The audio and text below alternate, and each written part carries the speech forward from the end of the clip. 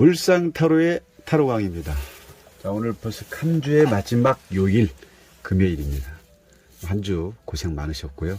오늘 날씨가 조금 약간의 어떤 흐리고 비가 오고 있습니다. 자, 지금 제가 숨은 그림 하나를 딱 여기다가 지금 올려놨습니다. 숨은 그림 하나를 올려놓고요. 이 카드는 그냥 이거 지금 떨어질까봐 이렇게 눌러놓은 거고요. 숨은 그림을 하나 여기다가 A4 용지에다가 인쇄를 해가지고 여기다 붙여놓은 상태였습니다. 여러분들이 지금 타로라는 공부를 또 형 이상학전, 점성학 쪽 또 이런 타로라는 공부를 하고 계신 분들이 상당히 많습니다. 많은데 보통 이제 타로 공부하시는 어떤 초급자 분들이라든지 시작하시는 분들이라든지 나름대로 또 타로 공부를 조금 하셨어도 키워드 방식으로 공부를 하다 보니까 어려움을 겪는 분들도 많이 있고 스토리텔링 할 때 조금 더 디테일한 부분이 나오지 않는 설명에 대한 리딩에 대한 부분이 안 되시는 분들이 상당히 많다고 좀 들었습니다. 듣고 또 그게 현실이고요.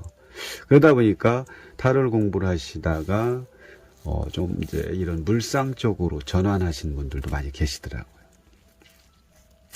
결국은 이 타로 카드 자체에서 만들어진 키워드들은 이 카드에서 나오는 내용의 어떤 대표적인 부분을 형식화해 놓은 거죠. 그러다 보니까 그 키워드를 가지고 우리는 처음에 출발을 할 때 키워드 방식으로 공부를 합니다. 거기에 또 뭐를 넣냐? 사원소에 대한 내용을 가지고 키워드를 외우면서 이제 시작을 하지만 누구나 시작은 그렇게 합니다. 저 또한 그렇게 했고요. 그렇다고 키워드를 무시할 수는 없지만 키워드란 자체는 이 카드 하나에서 만들어진 10가지도 되고 20가지도 될 수 있겠지만 거기에 키포인트를 주 내용을 가지고 만들어진 게 키워드라고 볼 수가 있는 거죠. 그러다 보니까 우리가 이제 그 타로 스프레드를 하고 리딩을 할 때 타로를 딱 보는 순간 머리에 뇌에서 스쳐가는 게 뭐냐? 키워드죠. 대표 키워드를 외웠던 그 내용을 가지고 하나하나 해석을 하지만 결국은 이어지지 않는 스토리텔링 되지 않는 이유 중에 하나가 원카드 방식으로 해석을 하다 보면 결국은 이 리딩이 잘 안 되는 거죠. 그리고 또 이런 부분을 제일 어려워하고 계시고요.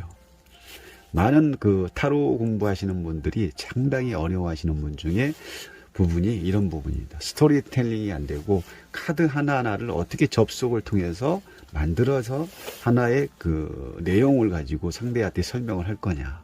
이런 부분이 상당히 중요한 거죠.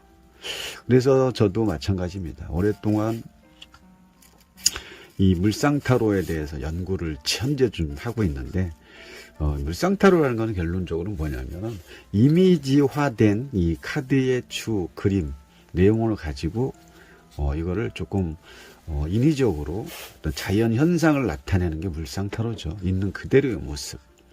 근데 키워드도 당연히 여기에 이 카드에서 나온 어떤 내용의 어떤 대표적인 부분을 가지고 하는 거지만 물상타로하고 다른 점은 뭐냐면 키워드 방식은 약간은 뒤로 빼고 그 다음에 이 그림에서 보여지는 이미지화된 내용을 좀 더 구체화 시켜서 타로를 본다는 거죠. 그러면 어떤 현실성과 어떤 우리가 자연에서 보여지는 전체적인 그런 부분을 조금 더 믹스해서 리딩을 하다 보니까 리딩을 하는 상담자 입장에서도 내담자를 향해서 상담을 해줄 때 조금 디테일하고 조금 더 푸짐하게, 쉽게 말하면 푸짐하게 상담을 할 수 있다는 거죠. 푸짐하게. 우리가 식당에 가가지고 어떠한 그 주 메뉴를 주문을 하고 그 주 메뉴 외에 사이드 음식들이 있잖아요. 근데 어떤 식당은 사이드 메뉴가 아주 상당히 고급진 데가 있고 어떤 곳은 주 메뉴만 고급지고 나머지 사이드 메뉴는 별로 없는 데가 있죠. 그리고 우리가 시각적으로 봤을 때 그냥 시각적으로 느꼈을 때 주 메뉴도 중요하지만 이 사이드 메뉴가 어떤 거에 하냐에 따라서 또 우리는 그 상황이 또 달라진다는 거죠. 자, 타로 또한 마찬가지입니다.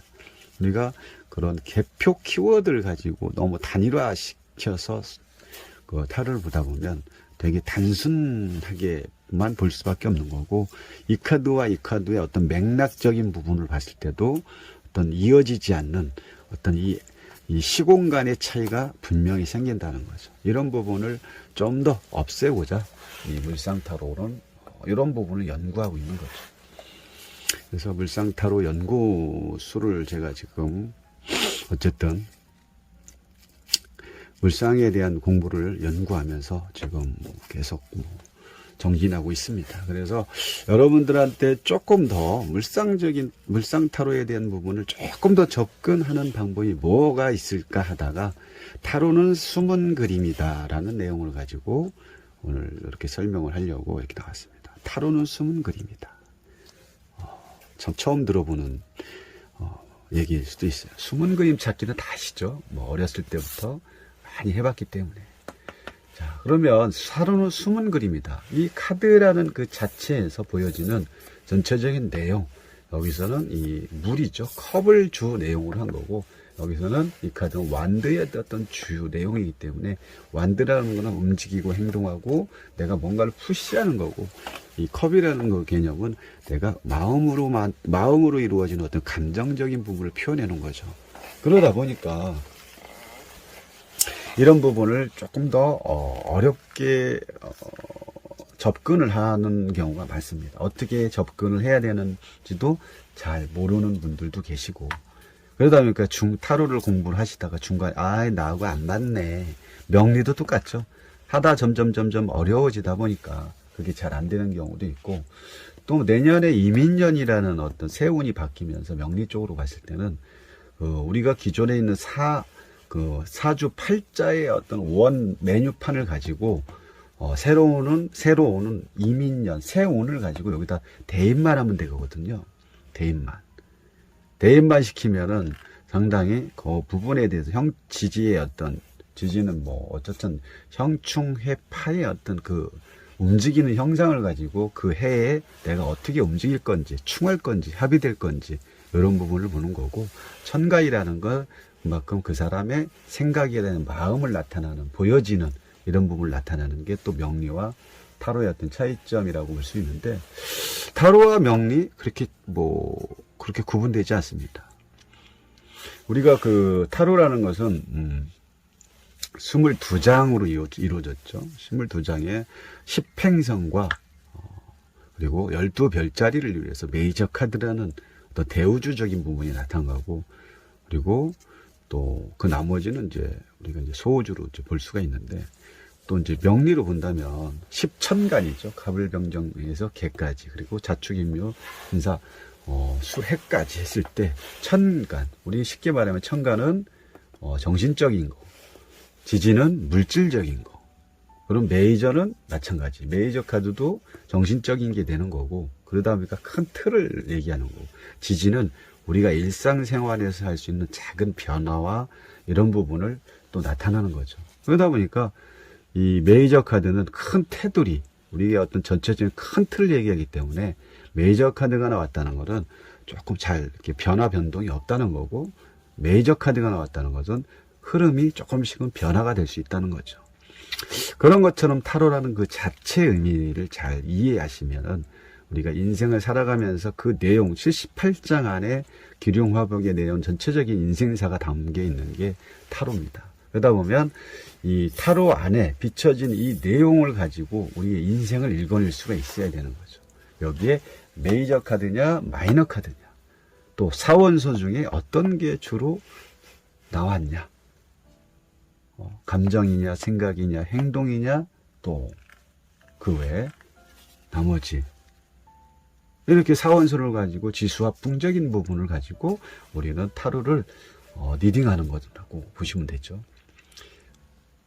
그러다 보니까 이 그림을 가지고 어떤 내용이 개표 키워드는 있지만 이 내용을 가지고 해석을 한다는 것은 상당히 되게 어렵습니다. 어떻게 보면 명리보다도 어려울 수도 있어요. 저도 해보니까 명리가 쉽다는 게 아니라 명리만큼이나 얘도 어렵습니다.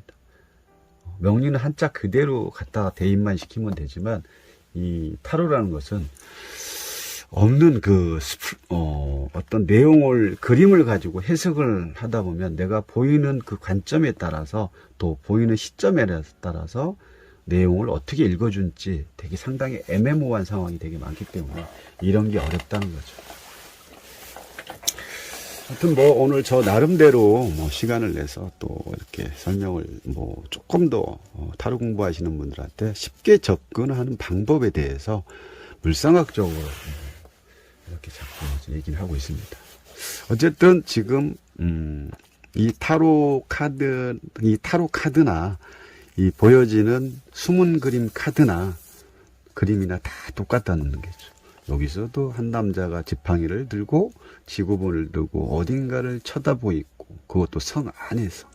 그리고 하나의 지팡이는 성벽에 묶여 있고 그 안에 밑에 보면 어떤 그림이, 장미와 신장미의 어떤 모습이 있고, 주변에는 바다가 있고 주변에 어떤 산도 있고 다 있죠. 여기는 또 이 트로피 같은, 여기서는 이제 물컵을 얘기하는 거죠. 그리고 한 남자가 팔짱을 끼고 딱 뭔가 좀 만족해하는 모습으로 있고요. 이 탁자, 책보, 이 보 뒤에는 뭔가 숨겨져 있는 듯한 이런 모습이 보이죠. 그러면 여기서도 숨은 그림이라고 우리가 만들어 놓으면 여기서 숨은 그림을 찾을 수 있는 거죠. 마찬가지. 여기서 지금 우리가 손가락을 찾아보세요. 그러면 손가락 모양을 찾아보세요. 그러면 이게 만약에 숨은 그림 그림의 어떤 여기서 내용을 찾는 숨은 그림 찾기다. 그러면 여기서 만약에 손가락 모양 비슷한 걸 찾아보세요. 여러분들 이것까지 보신 적 있나요? 유심히 보신 적이 없죠. 지금 보시는 분도 계시겠네요. 손가락 모양. 그럼 이 카드 자체가 지금 숨은 그림 찾기의 어떤 카드로 변해버린 거죠. 바뀌어버린 상황이 되겠죠. 그럼 여기서 숨은 그림 찾기에서 손가락 모양을 찾는다 보면은, 자, 여기 있습니다. 여기 자세히 보시면 여기 손목이 있고요. 이렇게 손이 여기 이렇게 세 개 보이죠? 여기 손가락 모양. 그러니까 이거나 이 카드나 이 카드나 뭐가 다르냐 이거죠. 그래서 타로는 숨은 그림 찾기다라고 제 나름대로의 어떤 해석법을 가지고 얘기하고 있습니다. 그러면 자, 숨은 그림 찾기를 실질적으로 한번 해보죠. 이 배 모양, 여러분들이 배 모양을 한번 찾아보세요. 좀 시간을 드리겠습니다. 배 모양, 또 앞점, 또 이 빛, 그리고 망치, 4개의 숨어 있는 4개의 도구를 한번 찾아내볼 수 있는 시간을 한번 드려보겠습니다.